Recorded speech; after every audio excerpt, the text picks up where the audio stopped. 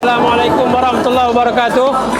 Alhamdulillah pada hari ini kita dapat mengadakan kejohanan bowling antara Masjid Pengurusan bagi Daerah Petaling 2025.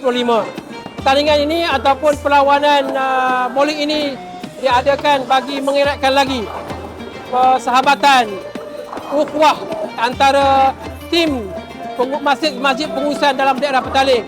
Diharapkan dengan perlawanan serta pertandingan bowling yang diadakan ini dapat mengeratkan lagi serta dapat menjadikan Masjid Pengurusan dalam daerah Petaling masjid yang terbaik dan luar biasa.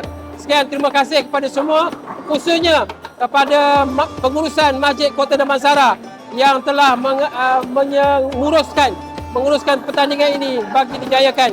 InsyaAllah kita akan bertemu di tahun hadapan dengan pertandingan sukan yang lain. Sekian, wassalamualaikum warahmatullahi wabarakatuh. Kami daripada Masjid Al-Mukarramah, Bandar Seri Damansara. InsyaAllah kemenangan pasti kepada kami, insyaAllah.